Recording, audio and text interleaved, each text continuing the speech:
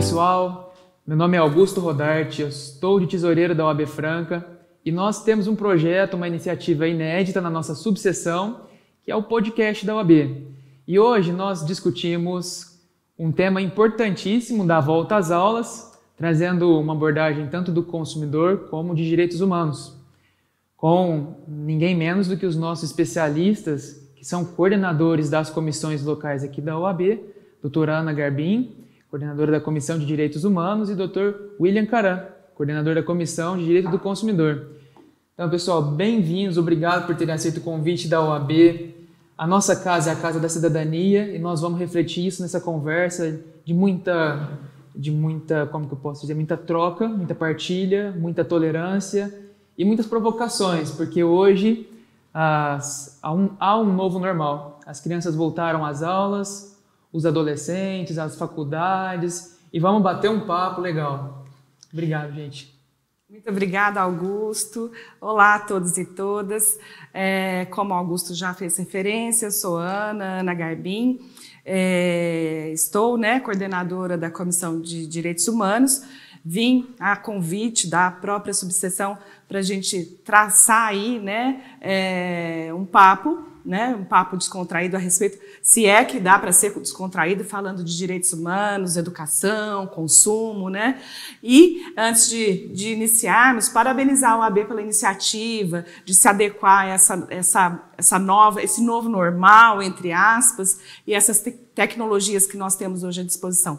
E essa ideia do podcast foi sensacional para a gente manter contato, para cruzarmos ideias e trazer isso de modo tão dialógico com a nossa população e com o nosso público, Muito, muito democrático e muito sensato, e parabenizo a subseção por isso. Um trabalho muito bom. Obrigada, Augusto, pelo convite. Eu que agradeço, Ana. Agradeço mesmo. Augusto, meu querido amigo, Ana, minha querida amiga, é um prazer imenso estar aqui com vocês hoje. É um prazer imenso participar dessa inovação que a OAB Franca traz para todos nós, para todos os nossos colegas, advogados e todos aqueles que se interessarem pelos assuntos que serão aqui tratados. Que bom poder estar aqui com vocês hoje, que bom poder dividir essa frente a respeito de direito consumidor, a respeito de direitos humanos, direito constitucional. Que bom poder estar aqui com vocês. Eu tenho certeza que será uma troca maravilhosa. Estou totalmente à disposição dos colegas para que a gente possa abordar da forma mais ampla possível, de acordo com aquilo que o tempo nos permitir aqui, todos os assuntos que pensarmos e imaginarmos aqui a respeito dos temas. Maravilha. Muito obrigado a todos.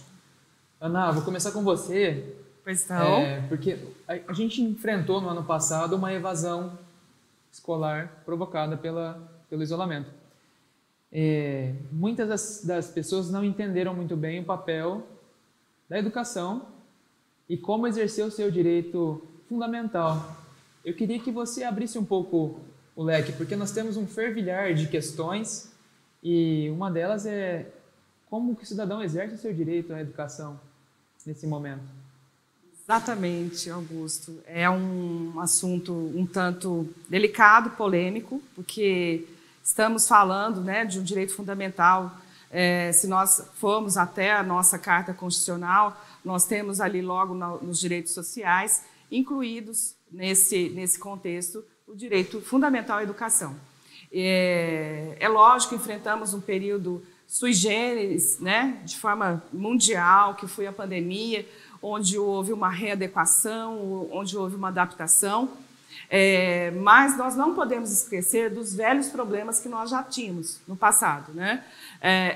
Ainda escolas, universidades, creches, que vinham já de uma iniciativa privada e conseguiram estabilizar aí as suas plataformas, as suas iniciativas pedagógicas, correu tudo bem. Mas nós sabemos muito bem que a nossa realidade, a realidade brasileira, ela demanda crises sociais muito intensas E eu fico pensando muito na educação básica, na educação fundamental, como que isso ficou, né, enquanto violação de direitos. E é o grande questionamento, né, até que ponto essa iniciativa privada que eu mencionei, ela pode ou será responsabilizada de alguma maneira por um erro, por uma defasagem, e nós tivemos defasagem nesse sentido, justamente na readaptação, e o próprio isolamento desses alunos, né, que aconteceu de forma inevitável durante esses 2 anos que estamos agora voltando a uma certa normalidade dentro do possível, mas com violações óbvias de direitos fundamentais. E quando falamos em direitos fundamentais, nós estamos falando em coletividade. Né? Nós estamos falando em número significativo de pessoas. É um direito individual, sem sombra de dúvida, mas quando pensamos em educação, quando pensamos saúde, quando pensamos direito do consumidor, quando pensamos direitos constitucionais, nós pensamos em coletividade, e esse é um grande problema. Enfim, acho que o William também poderia trazer aí para nós essas questões, né, dentro do direito do consumidor e esse confronto, né, com princípios de direitos fundamentais. Complementando, Ana, a sua fala, né, a gente não pode esquecer que o direito do consumidor, como você mesmo já colocou, é um direito também constitucionalmente garantido, né? Afinal de contas, está inserido ali no artigo 5º, né? É uma cláusula pétrea, né?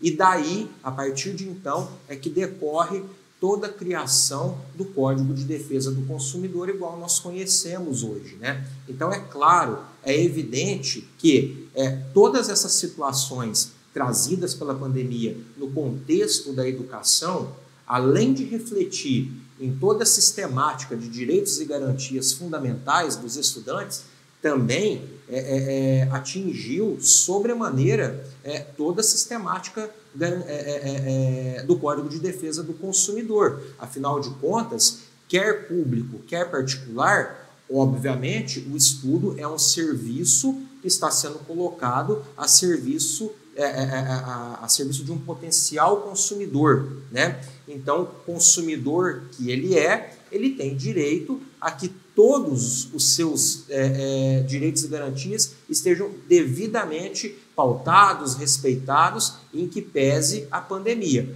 Claro, né? No momento da pandemia, e ainda vivemos esse momento, foi chegada a hora de sentarmos e reavaliarmos de uma forma diferente alguns conceitos, alguns dogmas, né? Um tanto quanto mais pesados, vamos assim dizer, né? Pela lei do consumidor, pela lei consumerista, né? Foi um momento de muita conversa, de muito diálogo entre as partes, né? Porque um estava sofrendo, mas o outro estava sofrendo também, né? Então, é sempre importante a gente ressaltar isso, né? O direito do consumidor, ele é um direito constitucional, daí decorre o Código de Defesa do Consumidor, e a educação, ela é sim um serviço colocado no mercado de consumo. Sem dúvida. William, vou aproveitar e vou traçar uma divisão. Nós temos um momento anti-vacina e um momento depois da vacina. Antes da vacina, a gente teve uma certa apreensão dos pais, dos contratos de mensalidade. E hoje, no pós-vacina, nós temos já um cenário que também a gente consegue delimitar assim, uma retomada com, às vezes, algumas instituições um pouco mais alvoroçadas em capitalizar. E, por outro lado, pessoas que estão enfrentando um empobrecimento abrupto, tendo que sacrificar para conseguir manter o filho na faculdade, pagar uma creche. E nessa questão dos contratos, o que a gente pode assim, trazer à baila aqui? O que foi descumprido? Quais são as principais atenções do consumidor? O que ele deve ter uma atenção especial? Sobre a matrícula, rematrícula, se é possível o contrato esse ano já prevê alguma condição em um novo isolamento. O que você me fala, William? Porque nós temos essa questão legal para a gente abordar. Augusto, tudo é possível e dentro da lei tudo é permitido, né? É óbvio que algumas contratações virão com cláusulas novas, pensando numa eventual paralisação por conta de um agravamento da pandemia, né? Isso é evidente, né? Como que ficará a relação entre as partes, né? Então, esse já é um ponto para que os pais dos alunos ou os alunos de curso superior, que já têm condição de assinar, de se responsabilizar pelo seu próprio estudo, verifique no ato de assinatura do contrato, ou com a sua faculdade, ou com a sua universidade, ou os pais, com as escolas dos alunos, desde a mais tenra idade até ali aquilo que antigamente chamávamos de colegial, que é o pré-faculdade ali, né? Então, esse já é um ponto que nesse ano de 2022, os pais e os alunos devem estar muito atentos, tá? Obviamente, com relação àquelas situações que nós vivenciamos no ano de 2020, no ano de 2021, com as paralisações trazidas pela pandemia, precisa ser visto cada caso no seu concreto, né? Porque cada escola agiu de uma maneira, cada instituição abordou o assunto de uma forma, né? Então, essas contratações precisarão ser vistas ou revistas, né? De acordo com aquilo que essas instituições traçaram. O que pactuaram lá atrás, o que eventualmente dariam de desconto, se não deram desconto nenhum, como que fica isso, né? Mas com relação à volta às aulas, é muito importante, vamos pensar num período de normalidade agora, do contrato escolar puro e simples de matrícula e rematrícula, né? O que o pai e a mãe e o aluno precisa se atentar, principalmente, para a transparência das relações de consumo. Verificar se essa escola, universidade, faculdade está sendo transparente no momento de estipular o valor da sua anuidade ou semestralidade. Porque nós não podemos esquecer disso, Augusto. Nós não pagamos uma mensalidade para a escola ou para a faculdade. Nós pagamos uma anuidade ou uma semestralidade, ou melhor dizendo, nós pagamos uma anuidade que é dividido em até 6 vezes ou em até 12 vezes, dependendo do caso concreto. Isso não é mensalidade, isso é a anuidade que está sendo parcelada para facilitar a vida do pai, da mãe ou do próprio estudante que já arca com o seu próprio estudo, né? Então precisa ser visto na prática como que foi constituído os preços da instituição de ensino para esse ano de 2022, o que a instituição de ensino levou em conta para reajustar o valor da sua mensalidade, porque é óbvio que reajustes vão acontecer, porque tudo encareceu, né? A hora-aula encareceu, a gasolina encareceu, o material escolar, material didático encareceu, e tudo aquilo que a escola arca para fornecer por aluno tem um peso sobre a anuidade, dividida em 12 ou em 6 parcelas, né? Então, verificar isso de início, a transparência, o que a escola ou a instituição de ensino está levando em consideração para fazer o reajuste e, qualquer dúvida, não hesitar em questionar a escola ou mesmo um órgão de proteção e defesa do consumidor ou ainda um advogado ou advogada de confiança daquele consumidor. Maravilha. Ana, deixa eu fazer uma pergunta para você. Essa questão é muito importante também. Há municípios e estados que ainda estão na fase de programar a retomada. Aí a gente pensa o seguinte, quando que vai acontecer isso? A iniciativa privada recebe um tratamento, já pode retomar, e o órgão público numa certa, assim, um preparo, mas parece que a retomada é cada vez mais tardia. É um direito fundamental? E por que é um tratamento diferenciado, público e privado? Olha, Augusto, retomando, né, aquela fala inicial das nossas profundas dificuldades, né? Infelizmente, a gente tem, né, um abismo entre a educação instrumentalizada pela iniciativa privada e, obviamente, aquela que deveria ser o dever do Estado, né, previsto por lei, de proporcionar minimamente as mesmas condições. E, infelizmente, o que a gente assiste com raras exceções, né? E a gente precisa exaltar as exceções, porque existem escolas públicas que conseguem se superar em relação, principalmente, à atuação dos seus profissionais que estão envolvidos, e há municípios que, né, também são exceções, que conseguiram aí achar uma solução.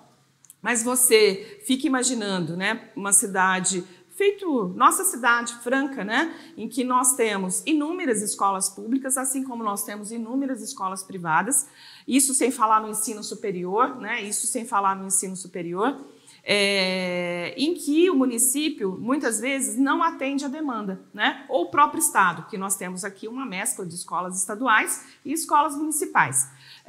Com as suas designações respectivas. Mas, muitas das vezes, e o Estado de São Paulo também uma exceção nessa federação, né, em questão de riqueza, de percentual de captação, de tributos e tudo mais, se você imaginar que a maioria dessas crianças ainda não inseriu, se você pensar nas plataformas tecnológicas, né, não há comparativo de uma iniciativa privada para uma iniciativa pública, pelas evidentes questões que são colocadas todos os dias nos noticiários.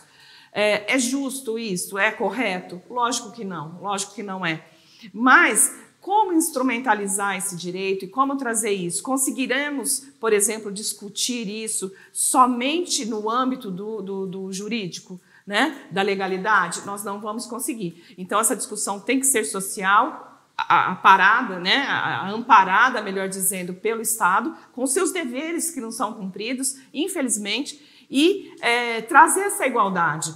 E muitas vezes, e aqui não estou fazendo nenhuma apologia a desinstalar nenhuma instituição privada, mas por que o Estado não oferece isso de forma ampla a todas? E a gente sabe de todos esses problemas, né? A gente sabe de todas essas questões que precisam ser pensadas.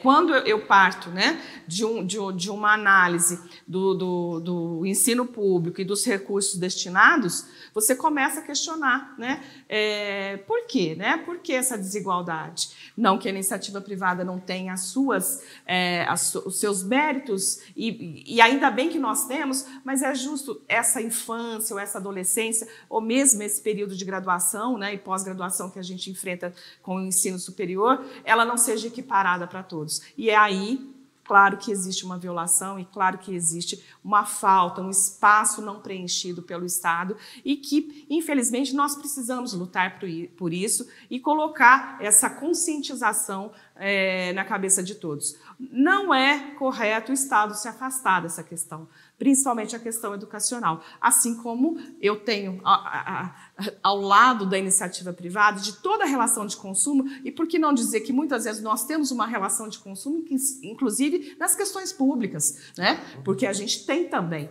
E por que não atender a demanda, né, nessa pauta e nesse momento, principalmente nesse momento que passamos, né, que foi traumático, né? Foi traumático. Eu acredito que para as crianças isso foi traumático, né? Com certeza. No AB Vai Escola, que a gente realiza anualmente, quando nós procuramos a diretoria de ensino, e nós escutamos que em algumas casas é um celular para atender 4 crianças que fazem atividades em períodos variados. E como, né? Quando a gente escuta isso, a gente fica com um pesar enorme de olhar para essa realidade e falar assim, gente, a nossa arrecadação é alta. Exato. A capacidade das pessoas que estão aí se colocando a serviço, inquestionável, são bons gestores. Aí a gente questiona muito a qualificação. E uma classe que a gente pode falar que sofreu muito com a pandemia foi a dos professores.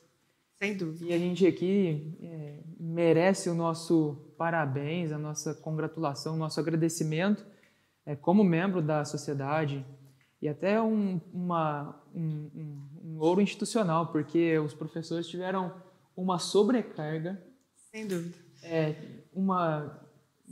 Sei lá, eles passaram de um agente de transformação para um agente de conexão. Exato. E isso é complicado enfrentar, né?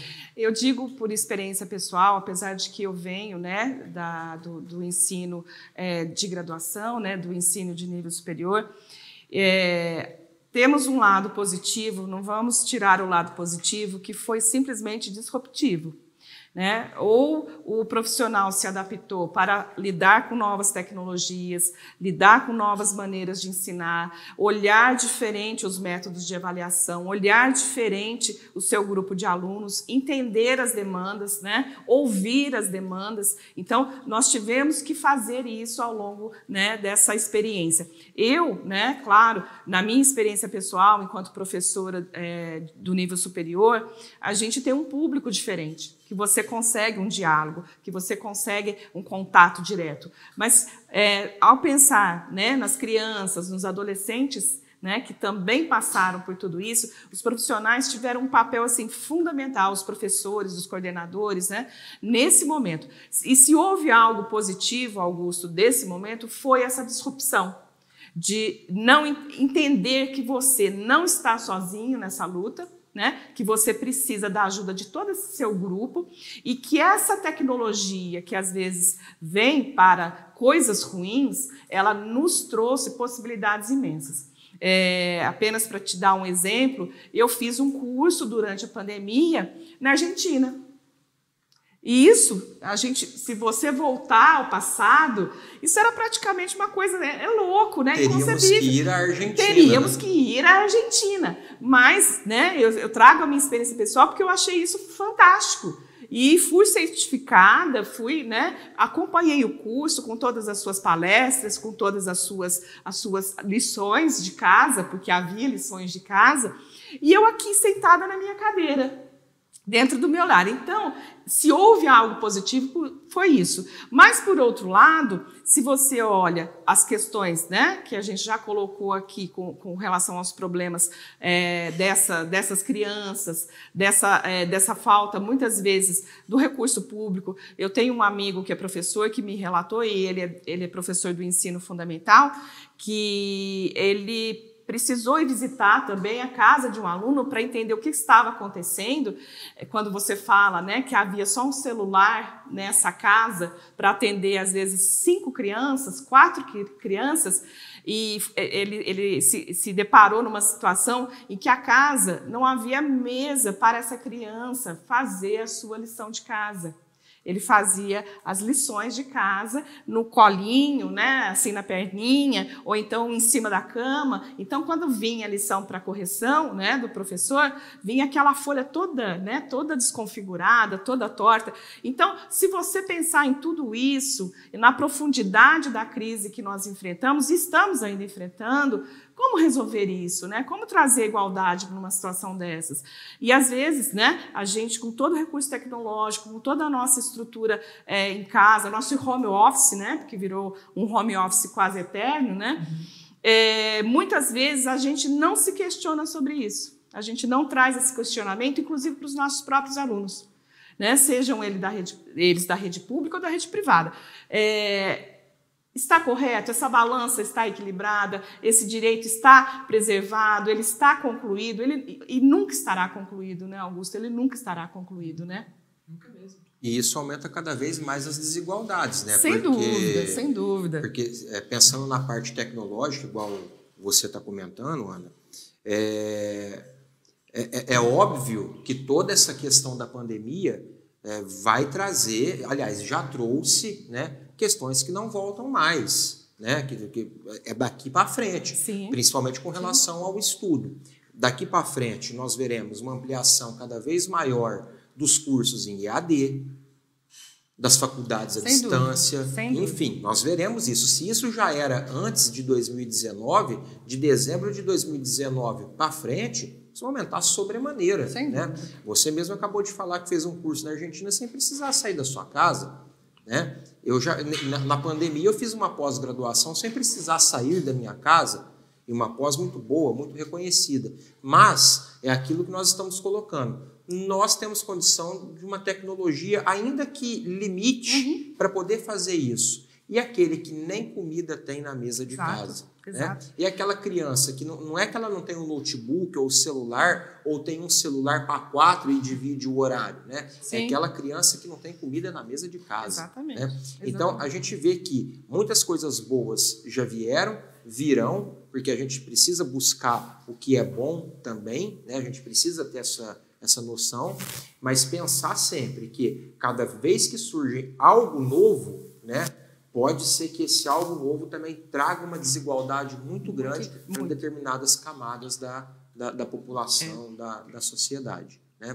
E nisso entra o direito do consumidor também, Augusto, né? Porque a gente não pode esquecer que o direito do consumidor, né, o Código de Defesa do Consumidor, ele veio, óbvio, é sempre bom a gente falar isso, ele não veio para dar nenhum superpoder ao consumidor, né? Ele não veio para vestir o consumidor com uma roupa do super-homem, do Batman, da Mulher Maravilha, né? Falar agora posso tudo, sou eu contra todos. Não funciona assim. A defesa do consumidor, o Código de Defesa do Consumidor, ele veio para trazer um equilíbrio um pouco maior numa relação que já nasce totalmente desequilibrada, que é a relação de consumo. E por que nasce desequilibrada?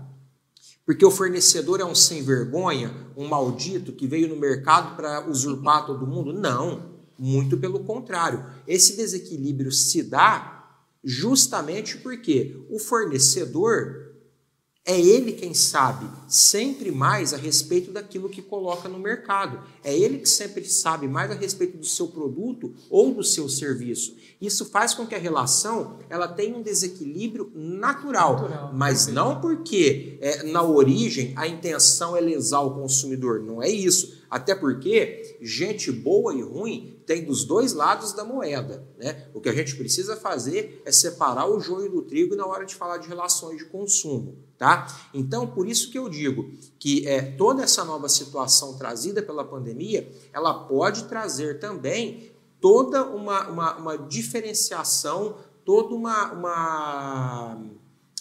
me fugiu a palavra, doutora Ana, Vamos pensar juntos aqui um equilíbrio, não é? Um desequilíbrio, é isso que eu quero dizer, Exato. Um desequilíbrio para aqueles que já se viam num mundo um pouco mais complexo, né? Um mundo mais complexo. Então, a relação de defesa, o Código de Defesa do Consumidor e as relações consumeristas, elas passam também por um novo patamar, porque ela vai precisar reequilibrar de novo, equacionar novamente todas essas relações pós-pandêmicas. Ou pandêmicas ainda, né? Porque a pandemia ainda não terminou. Está aí, né? Ainda está aqui entre nós, né? Está aqui entre nós, né? E é complexo ainda pensar em muito futuro, saber o que fazer lá na frente, né?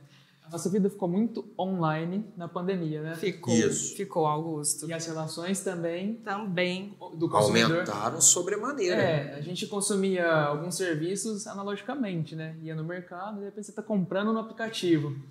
Você ia na escola e de repente você está usando o serviço da escola.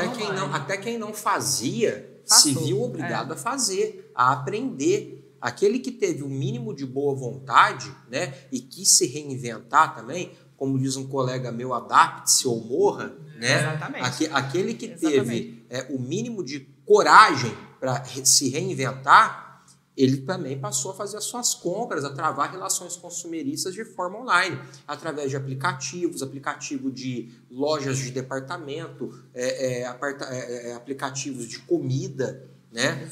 Tantos aí que nós vimos, de mercado. iFood, né? Abrir para entrega de mercado. iFood. Quantos restaurantes aqui na nossa cidade mesmo que não tinham aplicativos, era se ligar. Ele começou a se reinventar com o WhatsApp, você começou a fazer o pedido pelo WhatsApp, Exatamente. O WhatsApp começou a ficar apertadíssimo para ele, porque o volume ali aumentou, ele não estava dando conta, e ele acabou desenvolvendo muitas vezes um aplicativo próprio para poder fazer as vendas dele. Isso é maravilhoso. Isso desponta para um mundo que se antes da pandemia ia demorar mais 10 anos para chegar a esse patamar, nós aproximamos 10 anos em 3 anos. Né? 2 anos. E muito, né? Demais. Muito. E acelerou também os problemas.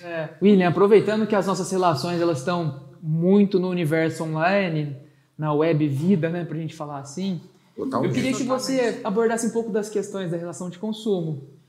O que está mudando, o que o consumidor espera. Nós também temos observado alguns golpes sendo praticados, venda de materiais ilícitos, como que o consumidor se porta nessas relações e também como que ele pode se precaver em caso dos golpes.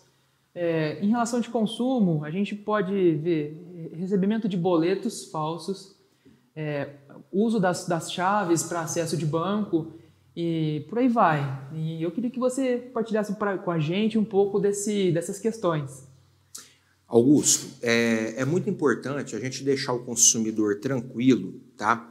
E dizer para ele que o Código de Defesa do Consumidor foi uma lei tão bem feita, tão bem elaborada, que ela acaba hoje, no século XXI, abarcando boa parte, se não quase todos, para não dizer todos os problemas enfrentados com a modernidade, tá? Tudo aquilo que nós pensamos no ambiente físico de compras e negociações, nós também levamos com muita tranquilidade para o ambiente virtual, se valendo do Código de Defesa do Consumidor para isso, tá?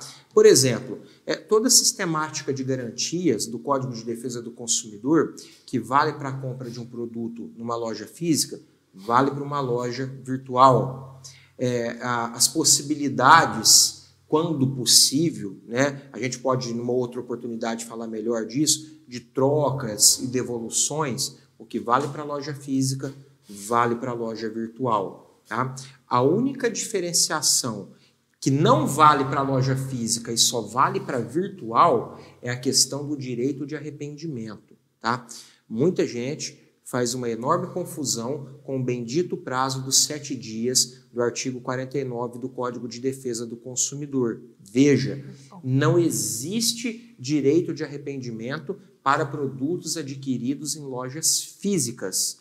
O direito de arrependimento foi pensado lá em 1990 para aquelas compras que hoje nós fazemos virtuais, mas antigamente eram feitas de porta em porta. Lembra quando tinha o vendedor de enciclopédia, o vendedor de cosmético que batia na porta da sua casa, etc. e tal? O direito de arrependimento foi pensando nesse tipo de negociação, que hoje a gente transfere para as compras virtuais com muita tranquilidade. Então, sempre que você fizer uma compra através de um aplicativo, através do site de uma loja, e precisar se arrepender dessa compra, você pode se valer com toda tranquilidade do artigo 49, veja, lá da década de 90 do século passado. Nós estamos no século XXI. Você usa com total tranquilidade, isso já está pacificado, tá? Com relação aos golpes, tá, que os consumidores sofriam no passado e sofrem hoje também e sofrerão amanhã, a primeira orientação para uma situação dessa é que o consumidor tenha muito bom senso e tenha muito cuidado no momento de abrir um e-mail, no momento de pagar um boleto bancário, tá, e se certificar de que aquele documento é verdadeiro, tá? Primeiro, se você não pediu boleto bancário para ninguém, não está pagando nada, não pensava em pagar nada, veio um boleto para você meio esquisito ali, por WhatsApp ou por e-mail, você não vai pôr a mão naquilo lá, você não vai pagar, porque você não está esperando pagar aquela conta, tá? Segundo, se veio o boleto pelo e-mail, tá? Ou se você pediu uma segunda via do boleto por um site de banco, verifique, antes de tudo, se o beneficiário daquele boleto é a instituição financeira ou é o fornecedor ao qual você comprou o produto. Óbvio, se eu comprei um produto do Augusto Rodarte e vem um boleto no nome de Ana Leles, né, é óbvio que alguma coisa está errada. Né? Se eu não te disse nada antes, se nós não combinamos nada antes, é óbvio que se eu pagar para a Ana Leles, eu vou estar passando um valor para ela que você esperava receber e ela está me dando um golpe, né? Então, exatamente. Primeiro de tudo, o bom senso é fundamental. Nós, consumidores, nós precisamos nos atentar cada dia mais para as novas modalidades de golpe que existem. Veja, na verdade, a gente fala em nova modalidade de golpe, mas na verdade o que a gente vê é um avanço dos golpes que antes eram praticados em meio físico, agora são praticados em meio virtual. Tá? Os golpes não modificaram tanto assim, modificou a plataforma onde o golpe é executado. Né? Antes era físico, agora uma boa parte, 70% a 80%, é no meio virtual. Então o consumidor precisa ficar atento. E claro que, se com todos os respaldos necessários ele ainda cair em um golpe, não hesite em procurar primeiro a polícia para lavrar um boletim de ocorrência daquele fato que aconteceu com ele. Segundo, procurar os órgãos de defesa do consumidor para poder registrar a sua reclamação, tá? Ou um advogado ou advogada de sua confiança para que já possa adotar as providências judiciais que entender pertinente para defender o seu cliente. Maravilha, William. E aproveitando também da questão online, as faculdades, as escolas, elas podem cobrar a mensalidade normal, mesmo oferecendo o curso EAD? Que é uma dúvida muito comum, né? Claro, totalmente. O meio EAD, a gente precisa, primeiro ponto, desmistificar isso. EAD é um meio de ensino como outro qualquer meio de ensino. Não pode haver qualquer discriminação em relação a isso, tá? Boa parte dos cursos superiores existentes no nosso país hoje, tá? Já estão totalmente ratificados aí pelo MEC para execução via EAD, não tem problema nenhum. Hoje em dia a gente faz curso superior, pós-graduação, lato sensu, stricto sensu, muitas vezes, tudo por EAD. Né? E como nós falamos no começo da nossa conversa, a tendência é que isso aumente cada dia mais, principalmente por conta das questões da pandemia. Né? Então, é um meio de ensino como outro qualquer. Agora, é óbvio que se aquela instituição de ensino que antes prestava um ensino presencial vai se transformar totalmente em EAD, ela precisa avisar os seus consumidores, os seus clientes, com um determinado período de antecedência. Para quê? Para que ele não seja pego de surpresa, tá? E ele possa, caso não queira, optar por uma outra instituição de ensino que seja presencial, ou seja híbrida, ou qualquer coisa nesse sentido. Tá? Desde que haja transparência, desde que haja uma prévia comunicação por parte da empresa fornecedora para com o seu consumidor, pode executar o EAD e pode cobrar, não só pode como deve, porque é um serviço, ele está no mercado de consumo e todos aqueles que colocam esse produto ou um serviço no mercado de consumo pensam em lucrar, ganhar dinheiro com isso. O dia que lucrar nesse país for errado, a gente pode fechar a conta e passar a régua aqui, porque acabou, não tem mais nada. Lucrar não é errado, desde que seja feito dentro da lei e sem usurpar os direitos do consumidor. Maravilha. Exato. Até aproveitando, a gente fala muito de empresa, muito de consumo, e a gente não falou aqui ainda sobre a participação do Estado nessa relação. Ana, traz pra gente alguma coisa assim, ele está apartado, ele regula, como que ele regula, que poder ele exerce? De forma nenhuma, muito apropriado, né, apropriada a fala do William com relação a essa questão do papel, né, do Código de Defesa do Consumidor, de uma lei que acontece no século passado e que nos garante até esse momento. Então você vê que funciona, que dá certo.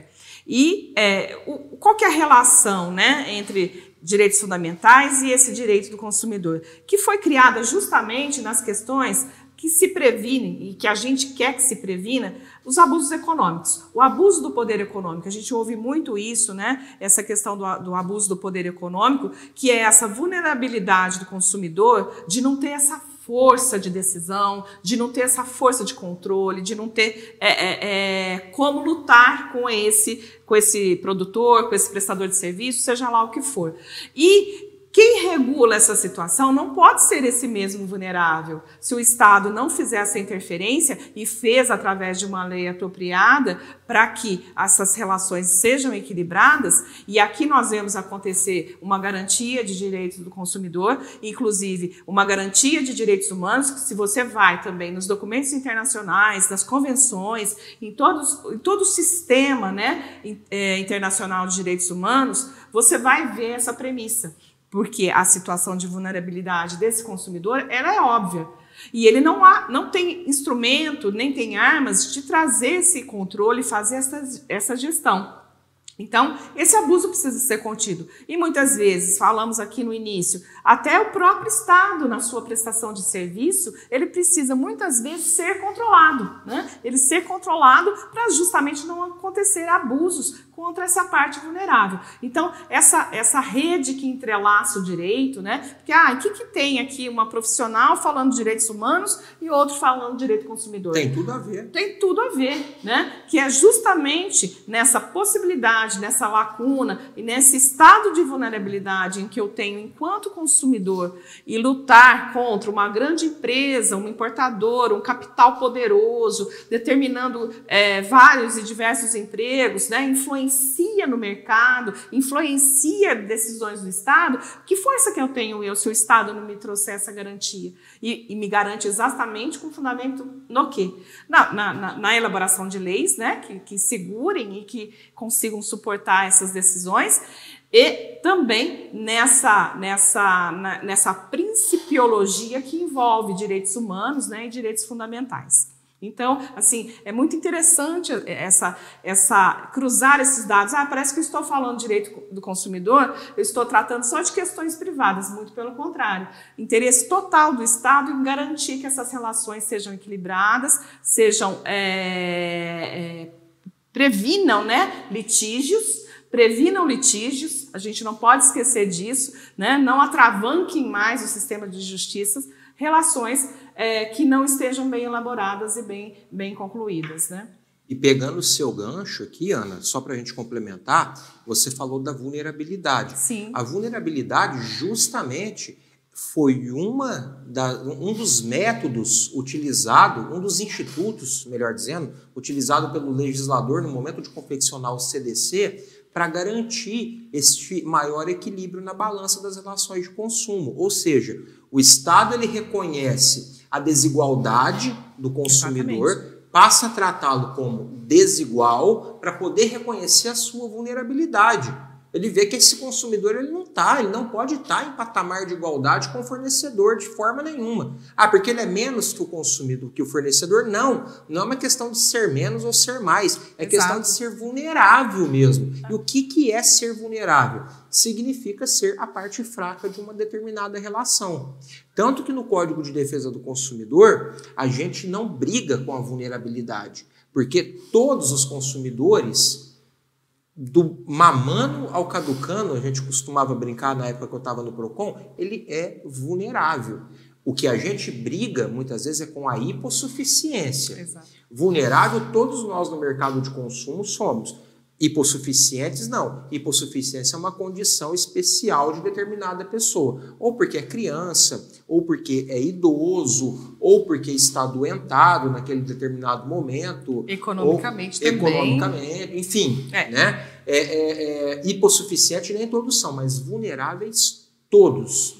Tanto que a gente fala, o dia que você encontrar uma sentença judicial batendo na vulnerabilidade em direito do consumidor, pode ser não, isso está muito errado, tá? Porque vulnerabilidade é um princípio básico, é uma coluna de sustentação do Código de Defesa do Consumidor. Se nós tirarmos a vulnerabilidade do Código de Defesa do Consumidor, nós acabaríamos com uma das melhores leis em relação de consumo que existe não só no Brasil, mas no mundo, copiada por outros países da América Latina, da Europa, enfim. Então, vulnerável, todos são. Hipossuficiente, você precisa ver cada caso concreto. Me ocorreu agora também, né, lembrar que essa vulnerabilidade ela pode atingir tanto eu individualmente quanto coletivamente. Né? Então, me veio à mente justamente, né, os órgãos de defesa do consumidor, o Ministério Público, que quando há um grupo vulnerável, sofrendo um ataque de poder econômico, sofrendo, né, uma agressão com relação aos seus direitos enquanto consumidores, né? Há pessoas totalmente habilitadas e previstas na lei, né? E prevista em lei, que elas falem por essa coletividade. Então, não é uma questão individual também. É importante que a gente deixe isso claro, né? Porque um grupo também pode estar vulnerável nessa relação. Muito pelo contrário. O Código de Defesa do Consumidor, ele se preocupa muito mais com o coletivo do que o individual. É claro que ele não descuida do individual, né? Do seu produto que veio quebrado ou que apresentou vício ou defeito de fabricação e tal. Mas ele está preocupado, por exemplo, com aquela coletividade de pessoas que, de repente, através de uma publicidade abusiva, ofendeu a alguma questão de raça, etnia, gênero e por aí vai, né? Isso hoje acontece com uma frequência um pouco menor, mas no passado acontecia-se muito. Uma super exploração da imagem da mulher em propagandas de bebida alcoólica, enfim, né? Esse é um exemplo claro. Porque hoje nós temos uma certa restrição com relação a isso. Por quê? Mas que mulher que se sentiu ofendida? Não precisa de que uma tenha se sentido ofendida. Basta que aquilo tenha acontecido para que você tenha atingido uma coletividade de pessoas, ainda que indeterminável. Essa é uma das preocupações do Código de Defesa do Consumidor. Exatamente. Menores, né? Menores, que é uma coisa extremamente delicada, crianças, né? Crianças e adolescentes que são, às vezes, usados e utilizados em propagandas, em publicidade, enfim, né? Até que ponto, como controlar isso, como, né? E isso é um interesse coletivo, né? E isso faz parte de um interesse de coletividade, que, né, os olhares atentos do próprio Código e demais leis que suportam, né, esse tipo de situação aí na nossa vida cotidiana, né? No passado nós tínhamos, por exemplo, propaganda de chocolate, cigarrinho de chocolate, exatamente, com um menor na fotografia da caixinha, fazendo o gesto de quem estivesse fumando. Isso é totalmente proibido. Então, todas essas coisas que você via, mas não vê mais no mercado de consumo, esse tipo de exploração, boa parte delas foi retirada, o problema foi sanado com a vinda do Código de Defesa do Consumidor. Bem lembrado. Eu me lembrei agora da propaganda. Pessoal, já caminhando para o final, eu vou pedir para vocês falarem um pouquinho sobre acesso à justiça, e até porque nós precisamos deixar muito transparente, muito claro para a comunidade a função social da nossa profissão, a importância da advocacia. Então, eu queria que vocês já caminhassem para as falas finais abordando essas questões. Porque nós sabemos dos meios alternativos de resolução de conflito, que não parece que estou falando japonês para uma pessoa mais simples, mas o PROCON, a plataforma consumidor.gov e outras plataformas em que você denuncia uma ilegalidade praticada. Então, eu queria que vocês deixem aberto para vocês já concluírem abordando esse assunto. Maravilha. Posso começar, Ana? Claro. Como o Augusto mesmo já mencionou, PROCON, plataforma consumidor.gov, esses são meios legítimos de resolução do conflito de forma administrativa, né? De uma forma não judicial, tá? Falo muito da plataforma consumidor.gov. Por quê? A plataforma consumidor.gov, para quem não conhece, é uma plataforma governamental. Ela foi criada em 2014 pela Secretaria Nacional do Consumidor, ligado ao Ministério da Justiça. A plataforma consumidor.gov é uma forma facilitada do consumidor fazer as suas reclamações para a maioria das empresas que nós estamos acostumados a ver no dia a dia, Augusto. Lá estão, na plataforma consumidor.gov, praticamente todas as empresas bancárias, todas as grandes lojas de departamento, todas as grandes empresas de telefonia móvel, celular, internet e por aí vai. Então, aquelas que no dia a dia são grande volume de atendimento dos PROCONs, tá? Que não pode deixar de ser diferente, porque são as maiores prestadoras de serviço, elas estão na plataforma consumidor.gov. Então, se você pode poupar o seu tempo ou não tem tempo para ir até um PROCON fisicamente, utilize a plataforma consumidor.gov. Ela é como se fosse um PROCON online, onde você vai poder fazer a sua reclamação, interagir com o fornecedor e com grandes chances de resolver o seu problema. Tá? Se preferir, e na sua cidade tiver, vá ao PROCON.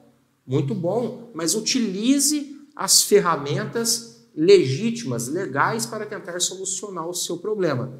E se elas não adiantarem, não hesite em procurar a justiça, tá? Seja através dos juizados especiais de pequenas causas, seja através da justiça comum. Aí eu vou recomendar a você que procure, novamente, um advogado ou uma advogada de sua confiança, para que ele possa eleger para você ali qual é o melhor remédio a ser adotado para tentar sanar aquele problema. Ele vai saber te orientar com toda certeza, mas procure sempre o profissional adequado para que você possa se orientar da melhor forma possível. Bom, diante da fala do Dr. William, muito bem colocado, lembrando, né, dos instrumentos aí de proteção e os órgãos respectivos em que a gente tem que buscar os acessos, né, de proteção, e hoje a gente consegue muita coisa de forma virtual, né, como você mesmo lembrou. Não podemos esquecer, né, que uma das premissas da nossa Constituição, principalmente após o processo de redemocratização de 1988, é o livre acesso à justiça, né, que é uma premissa fundante, né, do nosso sistema de justiça, e seja ela, que aconteça ela, que seja a porta de entrada, por exemplo, num site, né, que seja pelos meios de mediação e conciliação que nós conhecemos hoje, que temos acesso, né, que vieram quebrar um paradigma, né, você mesmo falou no início, talvez uma pessoa mais simples não consiga compreender, mas é uma quebra de paradigmas.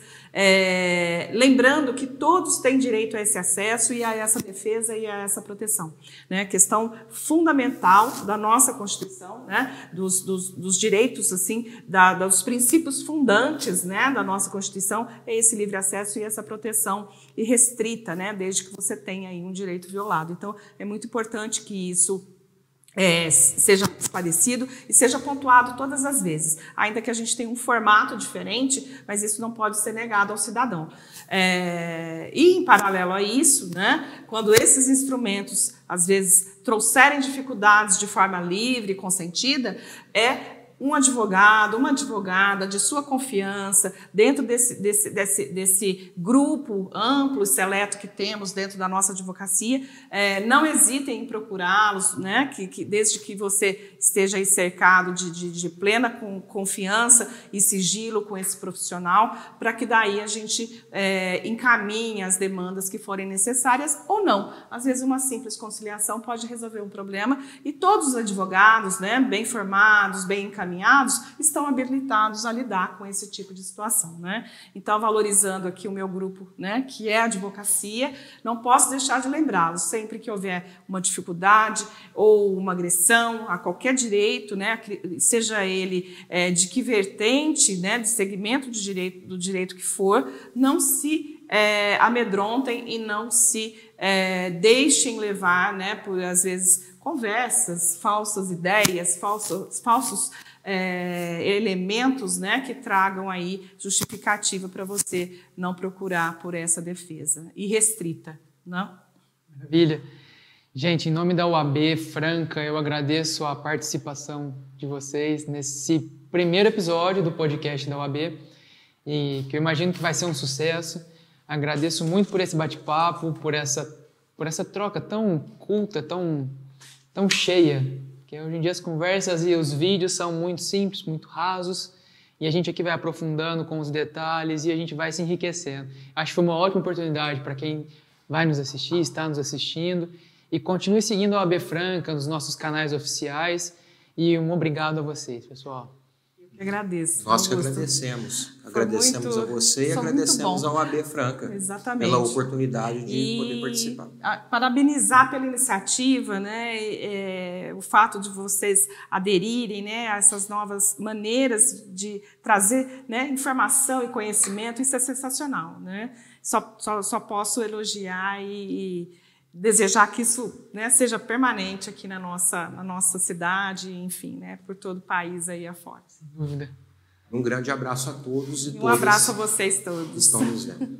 Muito obrigado. Obrigada. Obrigado.